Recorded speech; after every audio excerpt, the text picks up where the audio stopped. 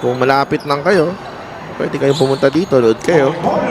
I'm sure marami kayong makikita magandang aksyon. Oo naman. Slam dunk, 3 points. All-Star Executive Game and North versus South. Tama. Napakarami mapapanood. Carbangalis is whistled for the personal. 28-19 in that third quarter. Binyan again with that big quarter. Ronnie Alonte finally rattles that 3 home. And he's been holding that 3 for quite a while. Kanina, sa first half when he came in, he desperately wanted to have that shot, pero nadidepensahan. Ito, medyo naka-escape siya dun sa depensa at nakatira na maayos. Bangiles has his leaping ability there para sa offensive rebound. And a quick push shot after that offensive rebound. 87-58, Alonte. Peña Redondo, nakasona itong Nuevo. Peña Redondo for 3. That's short. Rebound ni Warren Bonifacio. Hindi na control ang bola. Babalik sa Imos. 52 remaining. See this pass right here in the final, that corner 3 by Ronnie Alonte. All the space that he needed to make that 3-point attempt.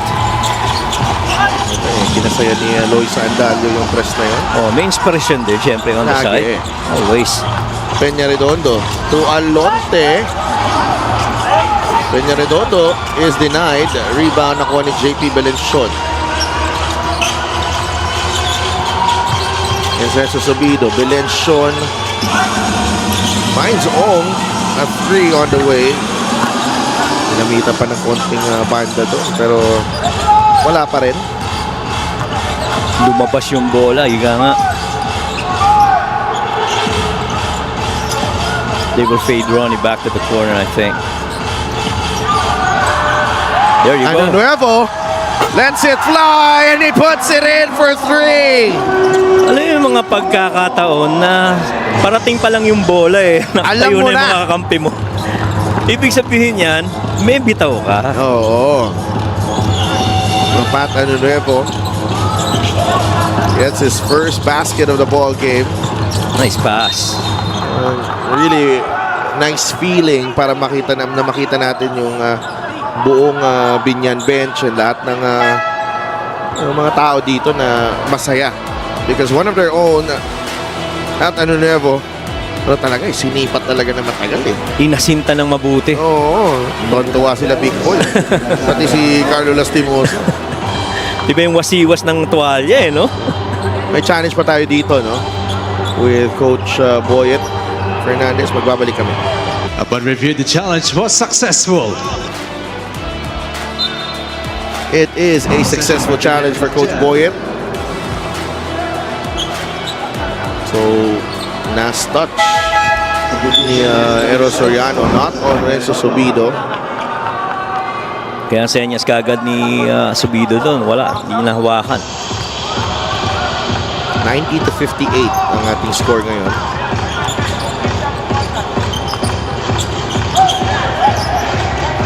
Subido. Handoff. Alonte. Lumapit. Oh! Off the glass and in. Para kay Ronnie Alonte. And you like to put that ball on the floor. Really showed his strength there. Ronnie Alonte. Finishing through contact. And the handles. Oh, and si Basibas yung nun bantay doon and matibay yan. At saka off-leg din yung pinanlundag niya. It was the right foot that actually elevated him to that shot. Talk about staying ready. Ronnie Alonte, he's got 6 in the ball game. 93-58. Belenchon again against Subido. Soriano trying to carve space inside. There's a foul on Warren Bonifacio. I don't think that was foul. I don't think that was a foul. He had his hand up the entire way. And you know what? I believe you. Oh, yes. Thank you for believing in me.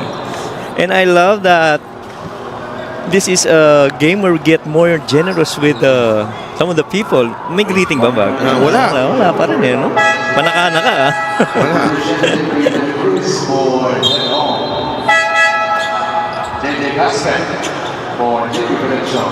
Feeling ko, hinihintay na lang nila matapos.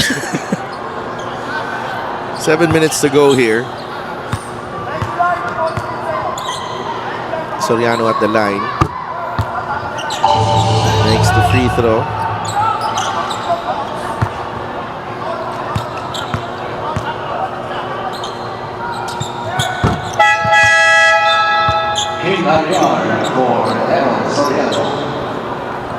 He's got eight points in the game. 93 to 60. Under 7 to play.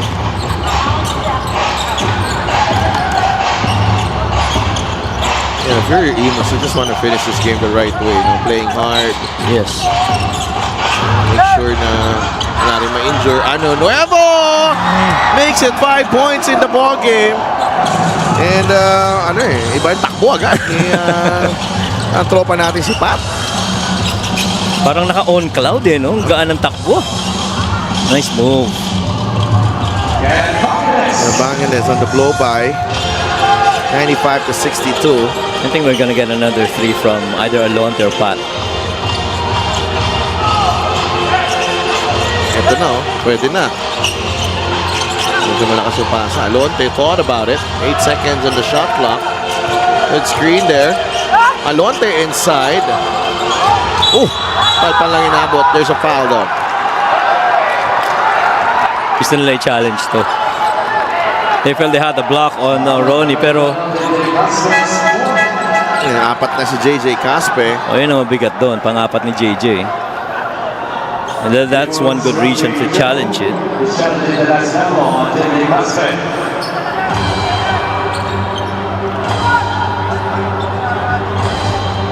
There's a coach's challenge. And the lead is... Upon review, the challenge was unsuccessful. Call on the floor stays. Foul on number 12, JJ Casper. Unsuccessful challenge na to. Tingnan natin dito. Yun naman talaga. It wasn't on Ariar. It was actually on Caspe. Na may konting hawak.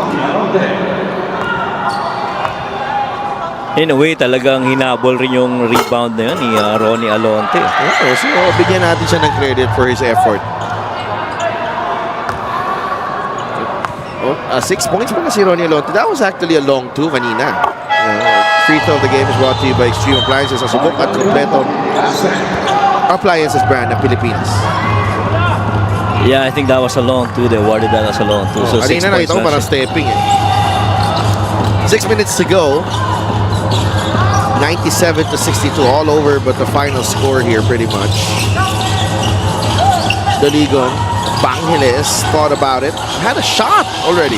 It did. Sumugod pa sa ilalim, may foul patuloy. He did not settle for the outside shot. Gustong make it a little bit closer his shot attempt. And so, with this impending loss, Imos now Okay, goes 9-17. okay. May ako dito ha. May kailangan tayo pag-usapan. Seryoso to. May nag-text sa akin. Sino? Si Joel Leo. Oo nga naman.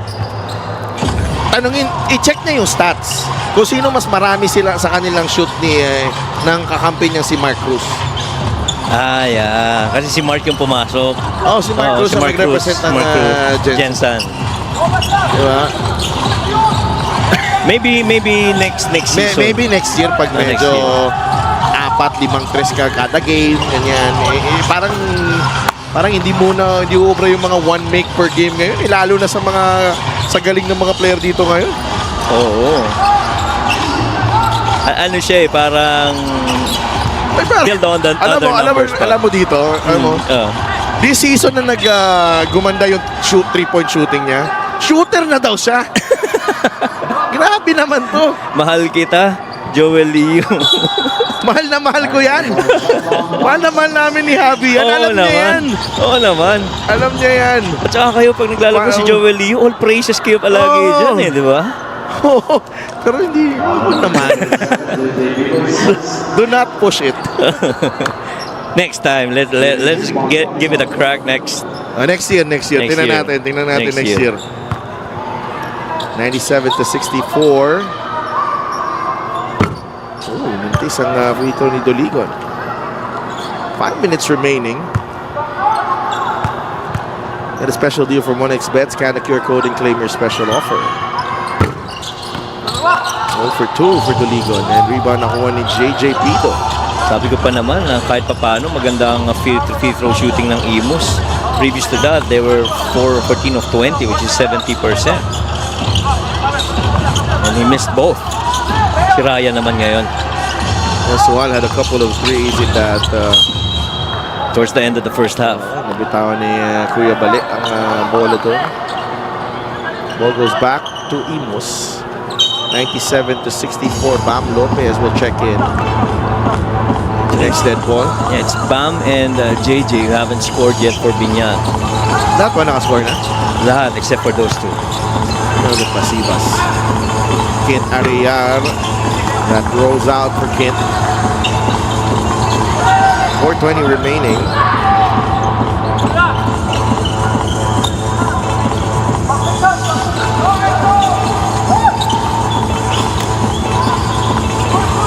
Nice pull up. Ooh. Renzo Sobido says, ako naman. And that was a long sprint by Renzo Subido coming from the weak side, ball side corner and moving to that elbow side after receiving it on the wing. Oh, very active. Si Curb so far here in the fourth quarter. For Bangeles, 99-66 is the count. Same play they're calling, this time on the right side of the floor. We'll go to Warren Bonifacio. Warren inside, fade away. Rebound, Aria.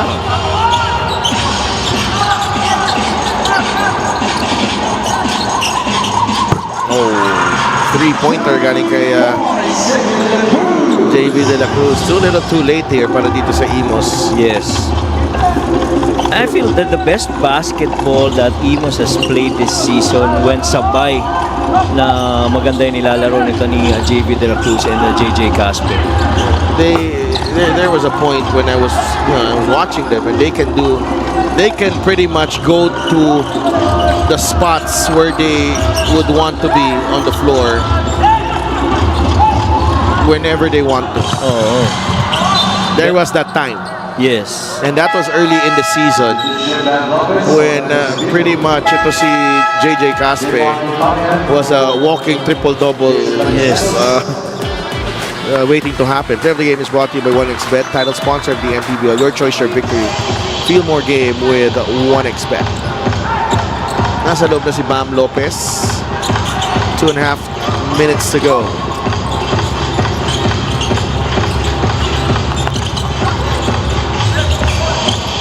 Nice dive. Magandang depensa ng Imos to.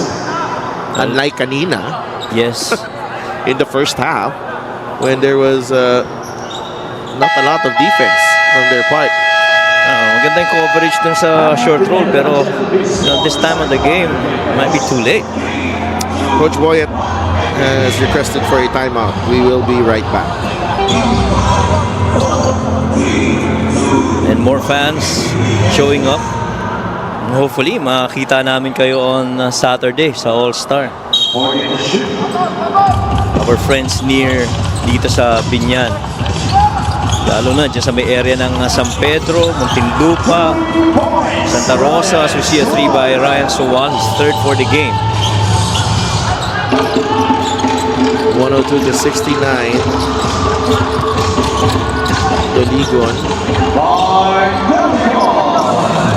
So the fate of Binyan here, go moving forward. They will play.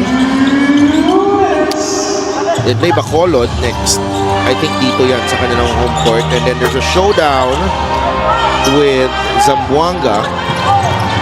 And then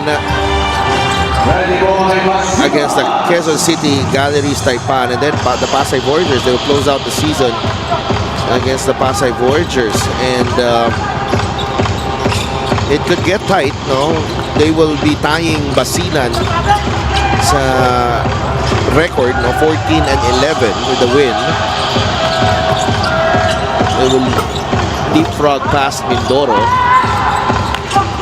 Mindoro naman, no, Valenzuela, Pasig, Pangasinan, Batangas, and Abra pa mga laro nila. And there might be a chance that they could end up with 15 wins. No, judging from yung projection natin na the strength of the schedule. Right. Basilan though looks pretty good. No, right now they have Zamboanga, Muntinlupa, Marikina, and Quezon City. And out of all those teams, Zamboanga lang ang mas may magandang record sa kanila. And I think they can definitely compete with Zamboanga. Absolutely. It's a great move in the game. Born for greatness. The tight move by Mark Doligon continues with yung pagtatahi sa depensa. Ang masaya dito, ang ano din, ang race. Actually, if you think about it, 5 to 8 is going to be really a tight battle. The 2 to number 4 is going to also be a really good one in the south. Now, Batangas, Zamboanga, and Rizal, they are both with 8 losses. So, but based on the strength of the schedule, ang Batangas still has Abra and Mindoro. Zamboanga naman medyo mabigat pa. They have Basilan, Binyan, Quezon, and Caloocan. Rizal has Pangasinan and Nueva Ecija. The rest, mas mababa sa kanila ang makakalaban nila. So, wow, this is going to go down the wire. Totoo. Playoffs man o play-in dito sa South Division, and even in the North. Pasig, as we know, number 9 sila ngayon because they beat Bataan before, with Chito Jaime's heroics. So, they are on track. Itong Pasig, Bataan is number 10.